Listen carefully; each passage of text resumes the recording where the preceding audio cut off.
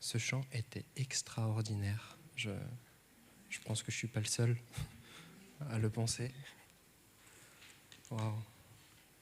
Et il tire sa puissance du nom de Jésus. Simplement, alors, c'était incroyable, hein, c'était super bien chanté, mais c'est le nom de Jésus qui lui donne sa puissance. En 2 Rois chapitre 5, on a un étranger qui s'appelle Naaman, qui est lépreux. Et il a cherché tous les remèdes possibles et rien ne marche. Et donc il va aller devoir demander au prophète du Dieu de ses ennemis. Mais quand ça va vraiment mal, on va tout essayer. Hein. Et le prophète va lui faire dire, écoute, va te plonger 7 fois dans le fleuve et tu seras pur. Et ça va pas lui plaire. Ça va vraiment pas lui plaire. Il va répondre au verset 11 de Rois, chapitre 5, verset 11. C'est pas obligé de tourner, vous inquiétez pas. Naaman fut irrité et il s'en alla en disant « Voici, je me disais, il sortira vers moi, il se présentera lui-même, il invoquera le nom de l'Éternel, son Dieu, il agitera sa main sur la place et guérira le lépreux. Les fleuves de Damas, l'Abana et le Parpar, ne valent-ils pas mieux que toutes les eaux d'Israël? Ne pourrais-je pas m'y laver et devenir pur ?» Et il se retournait et partait avec fureur. Mais ses serviteurs s'approchèrent pour lui parler et ils dirent « Mon père, si le prophète t'avait demandé quelque chose de difficile, ne l'aurais-tu pas fait? Combien plus dois-tu faire ce qu'il a dit? Lave-toi et tu seras pur. » Il descendit alors et se plongea 7 fois dans le Jourdain, selon la parole de l'homme de Dieu, et sa chair redevint comme la chair d'un jeune enfant. Et il fut pur. C'est drôle, tous les hivers, quand j'étais jeune, un peu moins maintenant parce que je ne le dis pas, tous les hivers, quand j'étais jeune, j'attrapais un rhume et ma mère voulait que je prenne un médicament, il fallait le prendre matin et soir pendant 7 jours, et après on était guéri. Et je lui disais qu'à chaque fois, ça ne marchait pas. Et elle me disait, ouais, mais est-ce que tu as suivi le traitement? Est-ce que tu l'as pris matin et soir pendant 7 jours? Non, mais ça ne marche pas. Le médicament pouvait agir, mais ma part, c'était de le prendre 2 fois par jour, mais il n'était pas bon, et puis je ne l'aime pas. On a tous cet état d'esprit hein, sur certains points. Mais Naaman a réagi comme ça. « Oh non, mais ça, j'aime pas. Non, mais attends. Hein. » Il n'aurait pas pu me demander de faire ci ou ça, et en fait, la réponse, c'est « Mais c'est pas ta part.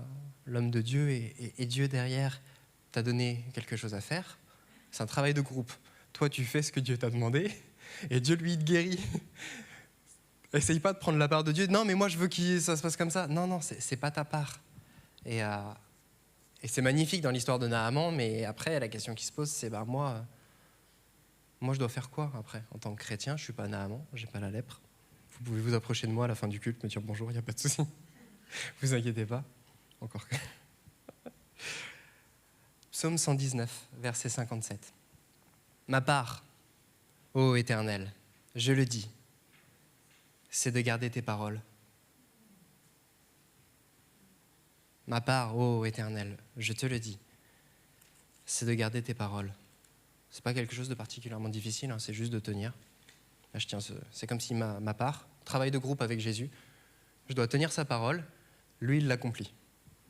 Je préfère comme ça. En même temps, on se retrouve souvent à essayer d'accomplir sa parole, d'essayer d'accomplir ce qui va se passer, on veut aider Jésus.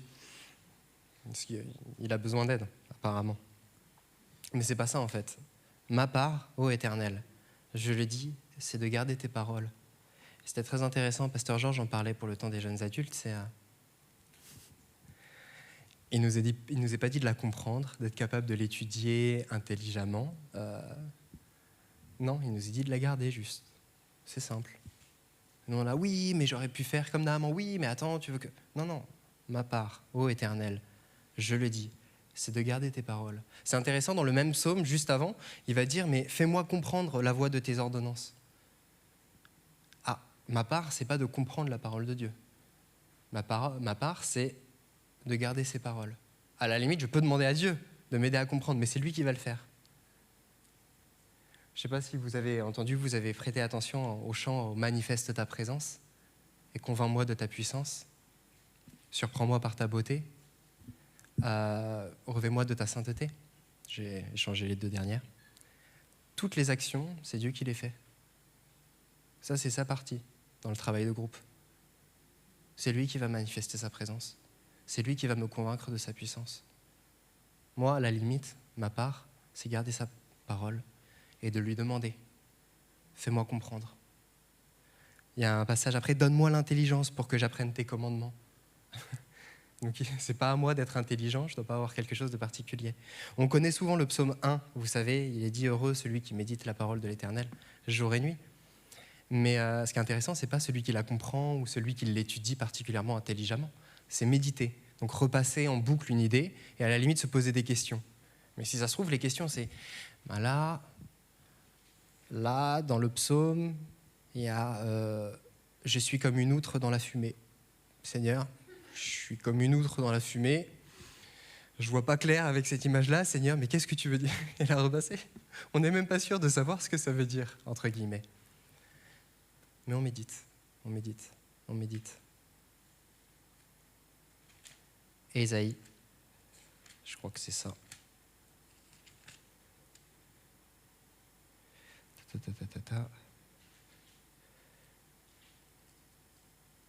Non, je ne vais pas le faire. Mais, on veut juste garder sa parole. Et pourtant, je pense vous comme moi, on peut facilement se retrouver à ne pas la lire. Alors que comment on peut garder la parole si on ne l'a même pas entendue? Mais on ne va pas la lire. Des fois, on va se mettre tellement d'attentes, tellement de pression sur les choses qu'on devrait faire, qu'il faudrait qu'on soit capable d'accomplir, de permettre. J'en ai noté quelques-unes. Mais des fois, on se dit, il faut que je comprenne la parole. Il faut que je la vive. Il faut que je sois un bon témoignage. Il faut que je reçoive de la part de Dieu, que ça me touche, que ça me transforme. Il faut que je sois capable de la témoigner dans la rue. Il faut que je l'applique, il faut que je m'améliore, que je grandisse, il faut que je sois capable de trouver des trucs, quand j'étudie, des passages qui vont, waouh, que j'avais jamais vus avant et qui vont me bénir. Il faut que ça fasse quelque chose au-dedans de moi. Ça, c'est la part de Dieu. C'est la part de Dieu. Moi, c'est de garder sa parole. C'est plus simple. C'est pas forcément, c'est tellement simple que ça en devient difficile des fois de juste.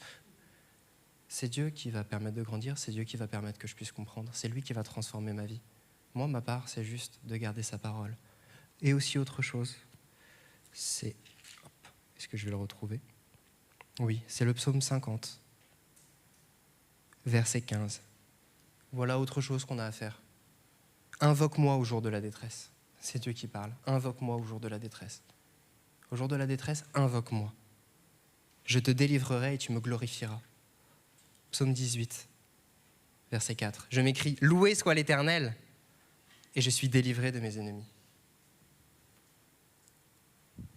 Ma part, en fait, elle n'est pas forcément très grande. C'est un travail de groupe, mais quand on essaye d'empiéter sur le travail de Jésus, là, on se met une pression. C'est pas à nous de nous dire, non, mais il faut que je sois meilleur, il faut que j'arrête ci, il faut que j'arrête ça, il faut que je... Ma part, c'est de m'attacher à la parole. Ah, mais je comprends rien. Ma part, c'est de m'attacher à sa parole.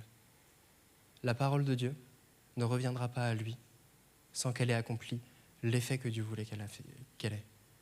Mais c'est lui qui choisit l'effet. On est bien d'accord ? S'il veut que ce soit de la compréhension, s'il veut qu'il y ait une transformation, s'il veut qu'il y ait un renouvellement, c'est lui qui choisit ce que sa parole va faire. Moi, ma part, c'est de me placer sous sa parole et lui dire « Ok,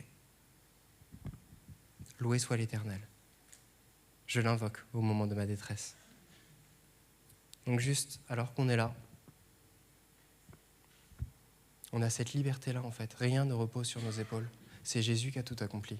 C'est Jésus qui nous libère, c'est Jésus qui nous transforme. C'est Jésus qui va nous permettre même de comprendre la parole. Vous imaginez ça ? Vous ne pouvez pas la comprendre. Le psalmiste, alors je ne dis pas qu'il faut du coup essayer de la lire en lisant à l'envers, en lisant les lettres dans le désordre. Mais fais-moi comprendre la voix de tes ordonnances. Même ça, on ne peut pas tout seul. C'est Dieu qui va le faire. Nous, notre part, c'est de garder sa parole. Et invoque-moi au jour de la détresse. On a cette liberté-là, il n'y a pas d'attente sur nous. Il n'y a pas de « Ah non, mais il faut que tu aies fait ça, il faut que tu grandisses, il faut... » Laissons ça à Dieu. dans ce travail d'équipe, dans ce travail de groupe, on va dire. Moi, je garde sa parole. Et lui, c'est accompli.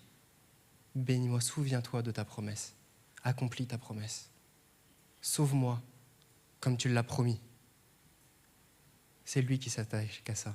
Alors qu'on va commencer une période particulière, on est déjà un petit peu dedans, mais l'été, on est bien d'accord que c'est toujours un style différent, avec des horaires différents, avec les enfants qui sont plus à l'école, avec plus de chaleur, où on retrouve toute notre famille, où on commence, même quand on est plus jeune, c'est le tour des cousins. Ah ben moi j'ai fait ça, moi j'ai réussi ça, et toi t'as fait quoi? Ah moi j'ai eu telle promotion, ah toi tu sers Dieu, ok, ouais, c'est intéressant comme concept. Ok, cool, et ça rapporte des couronnes éternelles, ouais, ok, cool. Non, il y a une liberté.